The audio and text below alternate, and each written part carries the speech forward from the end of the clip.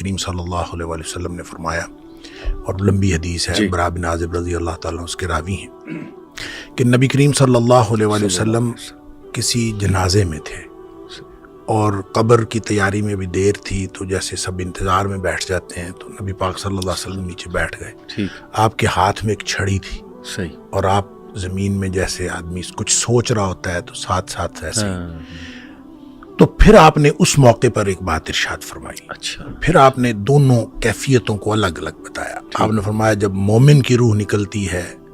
تو فرشتے آتے ہیں، ملک الموت جنت سے کفن لے کے آتے ہیں، اور وہ جیسے میں نے پہلے بھی عرض کیا کہ وہ آ کے فرشتے سارے اپنی اپنی ڈیوٹیاں لگ جاتی ہیں، اور پھر وہ اس کے کان میں آ کے کہتا ہے ایتھا النفس الطیبہ، اے پاکیزہ روح نکلو، اخرجی الی مغفرت من اللہ و رضوان، سبحان اللہ کی مغفرت اور اللہ کی خوشنودی کی طرف نکلو۔ تو پھر وہ تو فوراً نکلتی ہے نا،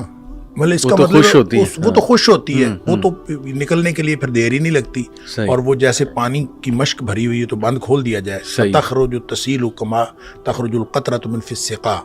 وہ نکل جاتی۔ تو دوسرا جو ہے، جب وہ مومن کے علاوہ کافر اور منافق کی موت کے لیے جب فرشتے آتے ہیں تو نبی کریم صلی اللہ علیہ وسلم نے فرمایا وہ جہنم سے بدبودار کفن لے کے آتے ہیں۔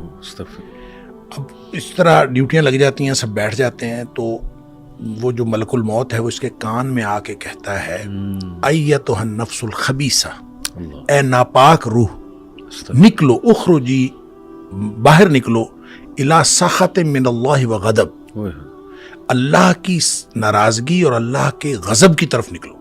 اللہ کی ناراضگی اور اللہ کا غضب تیرا انتظار کر رہا ہے۔ آپ اندازہ کریں جس کو یہ کہا جائے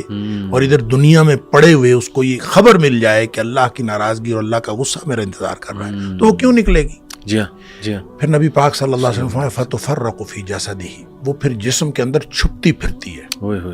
کبھی ادھر جاتی کبھی ادھر، اس کا مطلب ہے ایک اینٹی ہے نا، روح ایک چیز ہے، اس کی بھی ایک پوری سمجھ ہے، ہاں جی، وہ بھاگتی پھرتی ہے، فتفرق فی جسدہ، جسم کے اندر بھاگتی پھرتی ہے، باہر نہیں نکلتی۔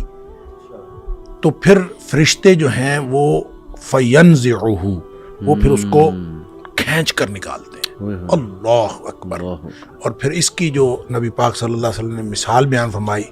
کما ینزع الصفود من الصوف المبلول، جس طرح سے گیلی اون ہو اور اس کے اندر گرم سلائی لوہے کی رکھ دی جائے اور پھر اس کو کھینچا جائے ایک طرف، ظاہر روئی وہ اون جو چمٹ جائے گی تو اس کو ایک طرف سے کھینچیں گے تو وہ تو تار تار ہو جائے گی۔ فرمایا اس طرح فرشتے جو ہے اس کی جان نکالتے ہیں۔ قرآن کہتا ہے والنازعات غرقا، ڈوب کر کھینچ لینے والے فرشتوں کی قسم، سبحان اللہ، والناشطات نشطا، اور بند کھول دینے والے فرشتوں کی قسم،